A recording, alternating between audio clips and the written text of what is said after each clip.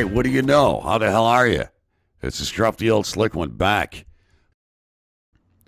So I get home and I see all these nut jobs on TV. The conservative advocacy group, the Tea Party Express, massed at the U.S. Capitol on Saturday to protest health reform, higher taxes, and what they see as out-of-control government spending. Marchers en route to the rally held no feelings in check as they waved signs reading, "Proud member of the angry mob. I didn't vote for the abomination. Fire the czars, and you represent us, not rule us."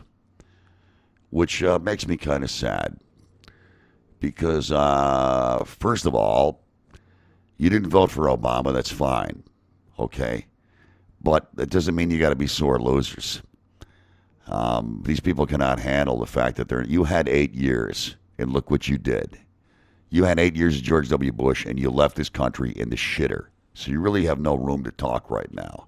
As far as the czars goes, that's Glenn Beck talk. You can tell where these people are coming from. You know, czars are nothing new. It's a nickname, first of all.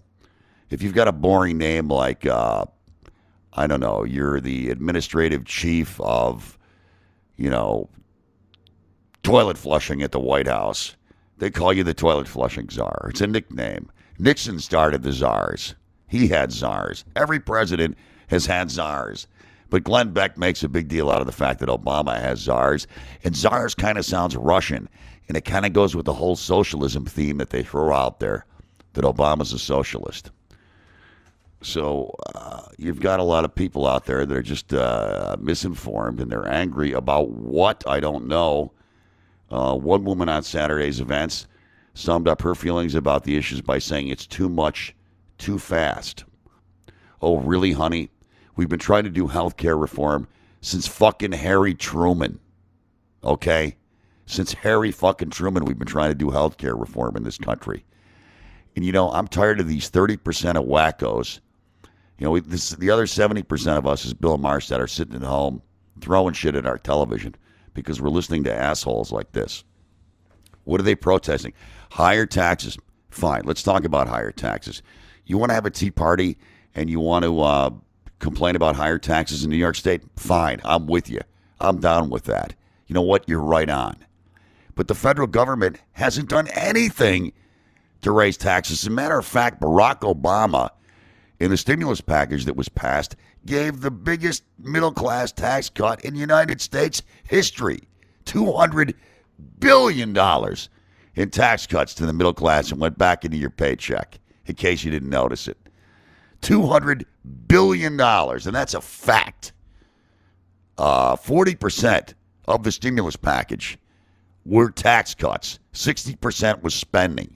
As a matter of fact, it would have worked better if it was more spending than tax cuts, because spending is what jumpstarts the economy. And when you take over the presidency and your country is going down the shitter, no one's going to spend money except the government. They're the only people that have money to spend to get it kickstarted. So what should have Obama done? Not done a stimulus package? Let the banks go down the shitter, which would have caused systemic damage. Instead of the recession, the Great Recession, we'd be looking at the Great Depression #2. What was he supposed to do? Let General Motors go out of business? I mean, listen, I'm not crazy about bailing these people out either, but it would have been a lot worse had he not done these things. And I'll tell you what, I was arguing with some teacher, a public school teacher today on Facebook, and he's one of these teabaggers. And I'm thinking, you know what? I'll tell you how ignorant this guy is. The stimulus package saved 1 million jobs, most of them in the state government, because $200 billion went to the states. To what? Keep policemen on the payroll, to keep prison guards on the payroll, to keep teachers on the payroll. So this guy may not have had a job today if it weren't for the stimulus package. And then I wonder what side of the argument he would be on then. So I guess I just don't understand where these people are coming from. I'll tell you what I think it is. The underlying thing is these people are misinformed. They don't read newspapers. They watch Glenn Beck They watch Sean Hannity, they listen to Rush Limbaugh, and they take their marching orders. Now, this is only a small part of the population, but it's about 20 or 30%, and they're pretty noisy, and they get out there and make a ruckus, and it gets covered on television because it's wacky, and it gets ratings. But it is not what the majority of people want. When you ask the majority of Americans, 60, 70% of Americans are for a public option for health care. So are these people that dumb that they're siding with the insurance companies? You like the way the insurance companies treat you? Oh, really? Do you know 60% of the bankruptcies in the United States are because of medical issues? You know, you think you got health insurance? Wait till you get cancer. I hope you don't. But if you do, and your health insurance policy says, you know what, we're going to pay for your cancer surgery, but you got to pay for your own chemo. I've seen it on television. I've seen people testify in Congress because I watch C-SPAN. I don't watch fucking Glenn Beck. I saw a woman testify that was a registered nurse who had Blue Cross, and when she got cancer, they dumped her like a hot potato. And she had to fight to get her insurance back. By the time she got it back, she had breast cancer. It had moved into her lymph nodes. So these are the people that you're standing up with, the insurance companies. You think government could do a worse job than insurance companies? You don't want a government coming between you and your doctor, but a health insurance CEO is good?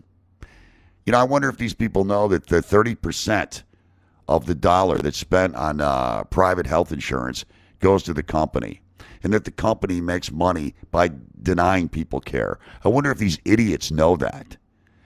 So 30%. You know what the administrative cost is for Medicare? 4%. 4%. We're talking about a payer here, the person that pays the bills. You cut out the middleman, okay? Health insurance company CEOs are making salaries $5, $10, $15, $20 million a year. They're making $300 billion a year profit between all of them. This is a very lucrative industry. So these people, these rednecks out there at these healthcare rallies who ain't got one pot to piss in and another one to throw it out of, are actually against they're out there protesting against their own self-interest. So Obama wants to make it illegal for health insurance companies to put a cap on your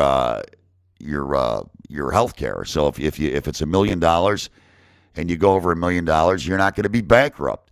He wants to put a reform in there that you're going to have to, if you have a pre-existing condition, they have to take you. What's wrong with this? To give you a public option. Like me right now, for instance. I'm unemployed. I got to pay for my own health insurance.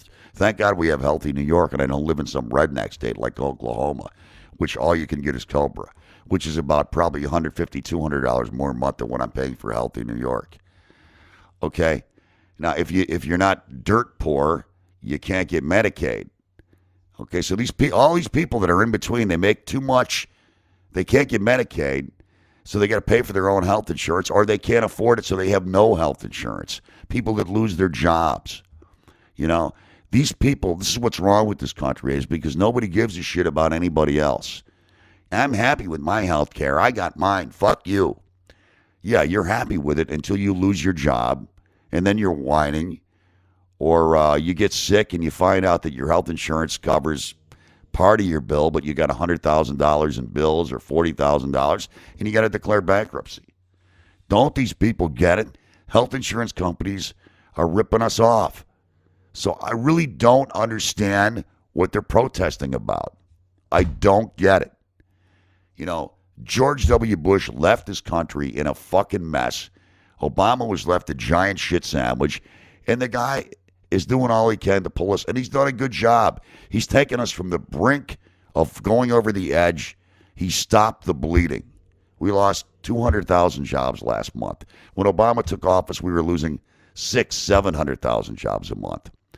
So we've kind of bottomed out, and we're going to drag for a while. And it's going to take time to turn this thing around. But look at what he was left with. I know it's hard for you people to do this.